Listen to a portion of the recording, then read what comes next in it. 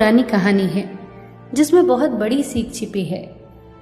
एक आदमी कई देशों की यात्रा करके अपने दोस्त के घर लौटा। रात उन्हीं के यहाँ ठहरा। उसने अपने दोस्त को बताया कि यात्रा के दौरान एक अनोखी चीज उसके हाथ लगी है, एक ताबीज। ये एक ऐसा चमत्कारी ताबीज है कि किसी की भी 3 इच्छाएं पूरी कर सकता है।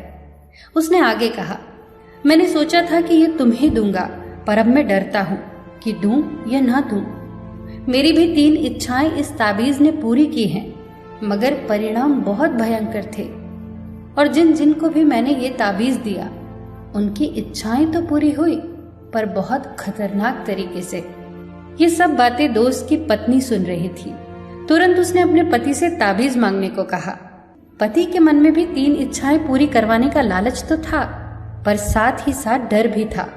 पर पत्नी तो अड़ गई और बोली, उन्होंने जरूर गलत तरीके से मांगा होगा, इसीलिए सबको पीड़ा हुई। हम बिल्कुल ठीक तरीके से मांगेंगे। आखिरकार उन दोनों के हाथ में था वो ताबीज। सोच में पड़ गए कि क्या मांगे। पत्नी ने कहा, 1 लाख रुपए मांग लो। उस समय 1 लाख रुपए बहुत बड़ी बात थी। आखिरकार दोनों ने मिलकर मांग ही लिए 1 लाख रुपए। ताबीज अचानक झटककर हाथ से गिर गया, मतलब मांग पूरी हो गई। कुछ देर बाद ही दरवाजे पर दस्तक हुई। राजा के सैनिक दरवाजे पर थे।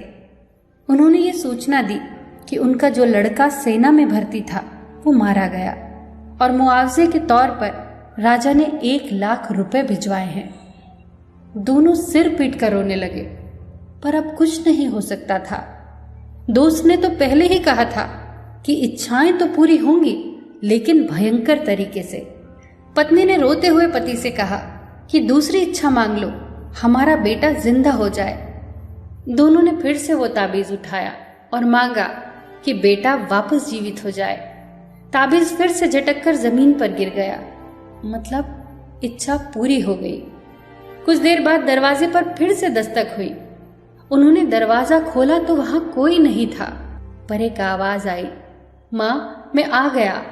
ये तो उनके बेटे की आवाज थी, पर वहां तो कोई नहीं था।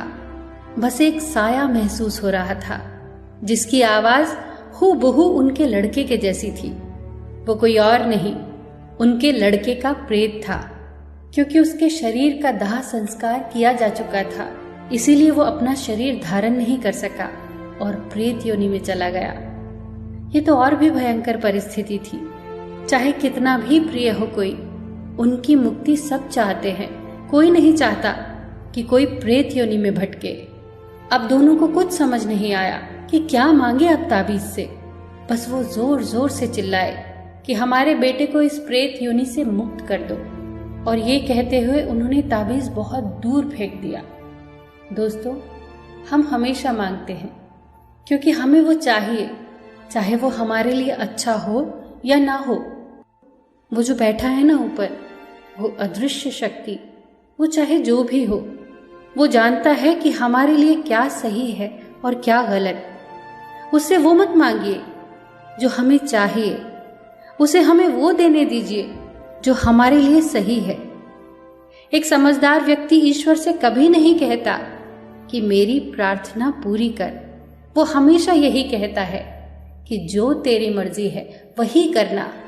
बस एक बात याद रखिए, आपकी हर चाल के बाद अगली चाल वो चलता है, वो ऊपर बैठा बाजीगर। आपकी चाल आपकी पसंद कहलाती है और उसकी चाल परिणाम। बस अपना कर्म करिए और सब कुछ छोड़ दीजिए उसके ऊपर।